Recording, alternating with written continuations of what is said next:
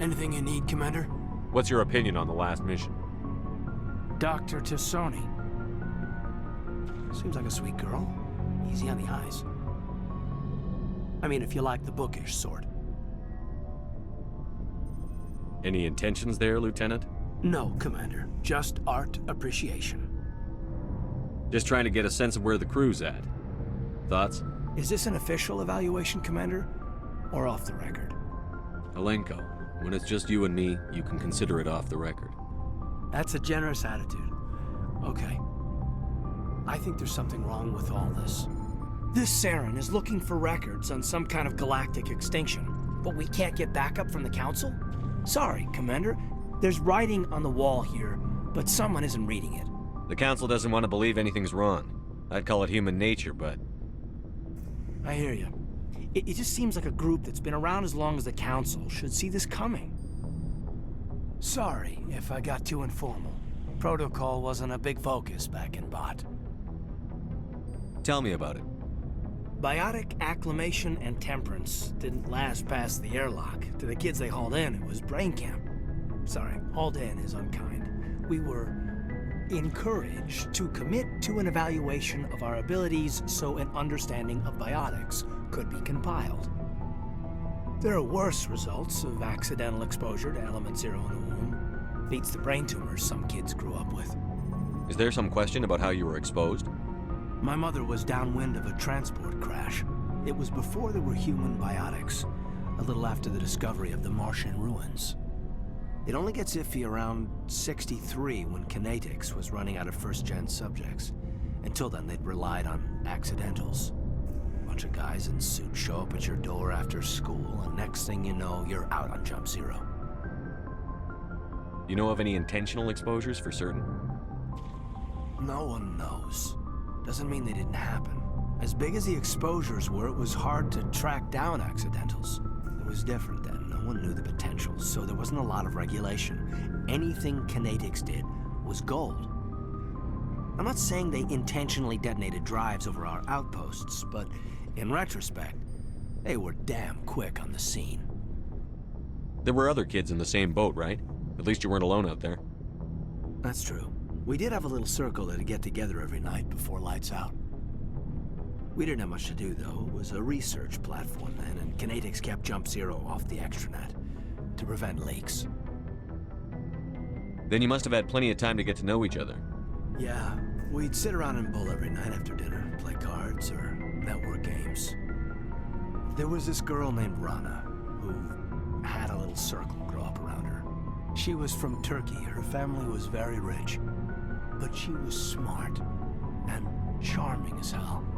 Beautiful, but not stuck up about it. I think you'd have liked her.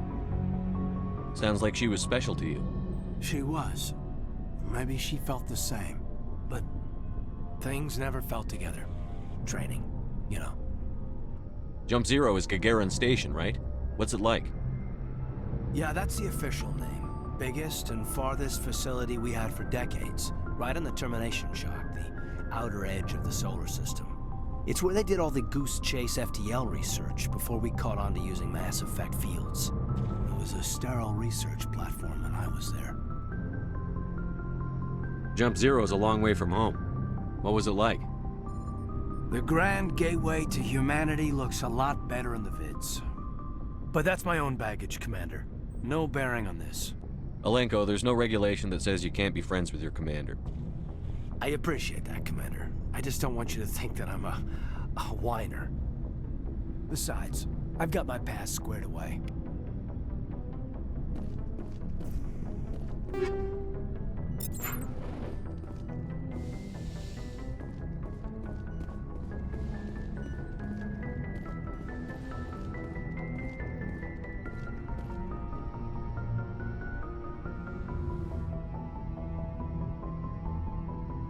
Commander, are you coming to check up on me? You look much better. How are you feeling? Dr. Chakwas assures me I am going to be fine. I was impressed with her knowledge of Asari physiology. You're in good hands. Dr. Chakwas knows what she's doing. I never properly thanked you for saving me from the Geth, Commander. If you hadn't shown up, I'm just glad we got there in time. So am I. I know you took a chance bringing me aboard this ship. I have seen the way your crew looks at me. They do not trust me. But I am not like Benezia. I will do whatever I can to help you stop Saren. I promise. Don't worry, Liara. I trust you. I know you won't let me down. It means a lot to hear you say that, Commander. Thank you. Do you know why Benezia joined up with Saren? I don't understand it. She was always outspoken about the need for the Asari to become more involved in shaping galactic events. Maybe she thought allying herself with Saren would somehow be for the greater good in the long run. At least I hope so. This hurts you, doesn't it? None of this makes any sense to me. I have not spoken to Benezia in many years, but I know her, and this was not like her. Something changed. I'd like to know more about the Asari. We were the first species to discover the Citadel. We were instrumental in forming the Council, and we always strive to be the voice of peaceful cooperation in galactic disputes. My people believe we are all part of a single galactic community. Each species contributes something to the greater whole. Although we seek to understand other species, it seems few of them seek to understand us. The galaxy is filled with rumors and misinformation about my people. Like what? Most of the inaccuracies are centered around our mating rituals. My species is monogendered. Male and female have no real meaning for us. We still require a partner to reproduce. This second parent, however, may be of any species and any gender. I don't understand. Your species can mate with anyone? Mating is not quite the proper term, not as you understand it. Physical contact may or may not be involved, but it is not an essential element of the union. The true connection is mental. Our physiology allows us to meld with other beings. We can touch the very depths of their minds. We explore the genetic memory of their species. We share the most basic elements of their individual and racial identities. We then pass these traits on to our daughters. It is how we learn to grow as a species and how we develop a greater understanding of other races. What happens to your partner after the union? Every relationship is different. Some unions are a single encounter with both parents parting ways afterwards. Others can be more long-term. Sometimes an Asari and her partner will stay together for many decades. You Asari live for 1,000 years. What happens when your partner dies? Few sapient species live as long as my kind. We have learned to take a philosophical approach to our unions. We do not focus on the inevitable loss of our partners. Instead, we enjoy the time we spend with them. And even after they're gone, a part of them lives on in us. The union is a connection that transcends both time and space. Do you know who Matriarch Benezia chose as her partner? She rarely spoke of her partner. Though I know my father, if you want to use that term, was another Asari. I thought you always needed another species to serve as one of the parents. Think about it, Shepard. If we were not able to mate with our own species, we would have died out long before we ever mastered spaceflight and left our homeworld. Union with our own kind is no longer common, not for the purposes of reproduction. Most Asari believe it weakens our species. Asari daughters inherit racial traits from the father species. If both parents are Asari, then nothing has been gained, or so conventional wisdom would hold. I am what is sometimes called a pureblood. Though no Asari would ever be cruel enough to say the word to my face, it is a great insult among my people. It is possible Benezia's partner was embarrassed by their union. She may have been too ashamed to publicly acknowledge me as her offspring. Maybe she wanted to meet you but couldn't. Something could have happened to her. Maybe she passed away. You might be right. I hope you are. But I have no way to know for sure. Benezia never spoke of her partner. Whatever happened, it caused her too much pain to dwell on it. She raised me by herself, though that is not uncommon. Many Asari raise their children alone, particularly if the father species is short-lived.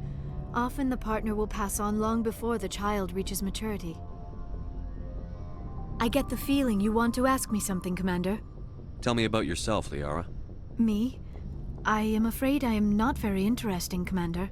I spend most of my time on remote digs, unearthing mundane items buried in long-forgotten Prothean ruins. Sounds dangerous. And lonely.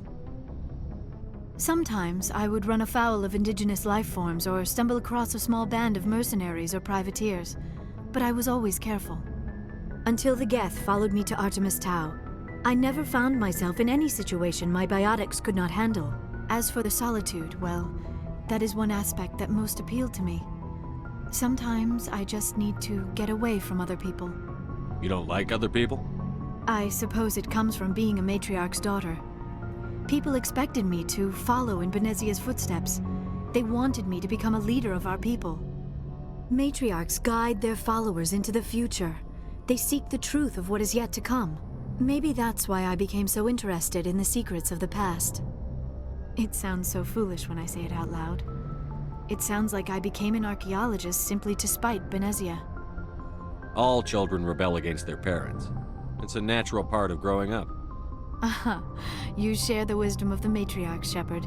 That is exactly what Benezia said when I told her of my decision. But there was more to it than that. I felt drawn to the past. The Protheans were these wondrous, mysterious figures. I wanted to know everything about them. That is why I find you so fascinating. You were marked by the beacon on Eden Prime. You were touched by working Prothean technology. Sounds like you want to dissect me in a lab somewhere.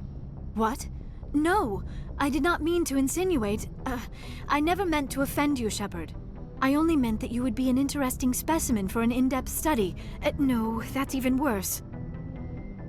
Calm down, Liara. I was only joking. Joking? Oh, by the goddess, how could I be so dense? You must think I am a complete and utter fool. Now you know why I prefer to spend my time in the field with data disks and computers. I always seem to say something embarrassing around other people. Please, just pretend this conversation never happened. I should go. Goodbye, Shepard. Commander, how are you? Why did you want to be a CSEC officer in the first place? That's a good question. There were several reasons, I guess. Like what? Probably the same as most officers. I wanted to fight injustice, wanted to help people. I guess my father had something to do with it too. He was CSEC, one of the best. I grew up hearing about his accomplishments or seeing his picture on the vids after a big arrest. He's taking my resignation pretty hard. That's tough, but you'd think he'd be impressed you're going after Saren. My father's a CSEC man to the bone. Do things right or don't do them at all, he says. He thinks I'm being too rash, too impatient. He's worried I'll become just like Saren. He actually talked me out of becoming a Spectre when I was younger, for the same reasons. You were asked to be a Spectre? Well, I was targeted as a possible Spectre candidate, me and about 1,000 other Turian military recruits. I could have received special training, but my father didn't like it. He despises the Spectres. He hates the idea of someone having unlimited power with no accountability. He wouldn't like you, Commander. No offense. I suppose I can understand his concern. You can. But Saren's not going to play by our rules, CSEC's rules. If you want to nail Saren, you need to send someone who isn't restricted by policies and procedures. Just because you can break the rules doesn't mean you should. I don't need to stoop to Saren's level to stop him. And neither do you, Garrus. I see what you mean, but I'll think about it. Thanks, Commander.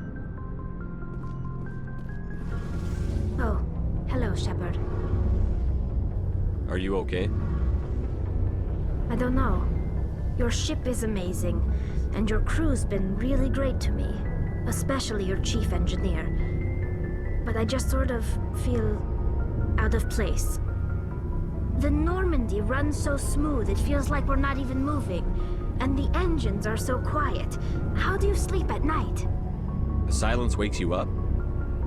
Back on the flotilla, the last thing you want to hear is silence. It means an engine's died or an air filter shut down. I guess you don't have to worry about that here. But old habits die hard. But it's more than just the silence. This ship feels so empty. It's like half the crew is missing. Back home, I couldn't wait to go on my pilgrimage. I couldn't wait to get away from the crowds. Now that I'm out here, I kind of miss them. Sometimes we don't appreciate what we have until it's gone. That's true. I'm starting to wonder if that's what the pilgrimage is really about. It's given me a whole new perspective on my people and our culture. You know, There's always a few who go on their pilgrimages and never return. I always assumed something bad happened to them. But maybe they just wanted a different life. You do plan to return to the migrant fleet, right? I could never abandon my people, Shepard. I will go back eventually. But we have to stop Saren first. Otherwise, I might not have a home to go back to. I should go. See you later. So, we've got Saren on the run. It won't be long now. Saren's good, but I'm better. Good. He's rotten. To the core. I could tell as soon as I met him. Why didn't you tell me this sooner? I would've if I thought it was important. I think I'd like to hear about it just the same. This was a while ago. A bunch of mercs were bragging about a job out near the edges of the Terminus systems. They said it paid well and the boss was never around to ride them. They said he was looking for more men, too. So I checked it out. I didn't know Saren was openly recruiting mercs. It wasn't that open, and he only showed his face once. We'd been raiding ships in the area for months when we took out this massive cargo freighter. Our biggest haul yet. I was on board checking bodies for valuables, looking for some extra credits. That's when I saw him. What did Saren want with the ship? I don't know what he wanted. He was just moving through the ship, watching. A couple of the mercs called him by name, but he never spoke to them. Never spoke to anyone. I had a really bad feeling about him, so I got the hell out. Didn't even wait to get paid. What kind of cargo was the freighter carrying? What was Saren after? I don't know. All I saw on that ship was food and medical supplies. There were some basic weapons, but nothing big. If there was anything of value on that ship, I didn't see it. That's why I didn't mention it sooner. Whose ship was it? There was a Volus trading vessel. Big one. Lots of guards. But they were no match for us. That's the only time you saw him? Yeah. Didn't even know who he was. Still wouldn't if I hadn't joined up with you. But my instincts were right. Every other merc on that mission turned up dead within a week. Every damn one. So long, Rex. Shepard. Commander, you have a minute to talk? I keep an open door policy. If you have any concerns, lay them on me. All right. I know things are different aboard the Normandy, but I'm concerned about the aliens, Vicarian and Rex. With all due respect, Commander, should they have full access to the ship? They may not serve the Alliance, Chief, but they're allies. At least as far as Saren goes. This is the most advanced ship in the Alliance Navy. I don't think we should give them free rein to poke around the vital systems. Engines, sensors, weapons. You don't trust the Alliance's allies? I'm not sure I'd call the Council races allies. We, humanity, have to learn to rely on ourselves. Standing up for ourselves doesn't mean standing alone. I don't think we should turn down allies. I just think we shouldn't bet everything on them staying allies. As noble as the Council members seem now, if their backs are against the wall, they'll abandon us. You've got a pessimistic view of the universe, Williams. A pessimist is what an optimist calls a realist. Look, if you're fighting a bear and the only way for you to survive is to sick your dog on it and run, you'll do it. As much as you love your dog, it isn't human. It's not racism, not really. Members of their species will always be more important to them than humans are. These seem like deeply held beliefs, Williams. What made you think this way? My family's defended the Alliance since it was founded. My father, grandfather, great-grandmother, they all picked up a rifle and swore the oath of service. I guess we just tend to think of Earth's interests as our own. You're lucky. I lost my family on Mindoir. Are you related to anyone I'd have heard of? Couldn't say, Commander. I read about Mendoir. The Alliance screwed the pooch on that one. Should have had a bigger garrison. Is that why you're out here? To take the fight to the pirates? No. The future of humanity is out here. There's so much we haven't seen yet. Yeah. I still remember my first field exercise on Titan. When we hit mud, the reality hit me. I'm the first person who ever stood here. Then my drill instructor kicked me in the ass. I went face first into the muck. He spent the next 5 minutes chewing me out for gold breaking. Don't tell me you had Gunny Ellison. He's the only one I know who uses that word to describe shirking duty. Oh lord, you went to the Macapog boot camp too? Yeah, Gunny Ellison's still reaming out recruits down there, kicking ass and using words like inveigle and pusillanimous. It doesn't sound like you've worked with aliens before. No sir, mainly I've been groundside, part of the surface garrison forces. I did get a rotation on a space station for training. Every Marine a rifleman, every rifleman ZG certified. That's odd. Your record is spotless and your technical scores are exemplary. You should be serving with the fleet. Anyway, that's why I haven't served with many aliens, Commander.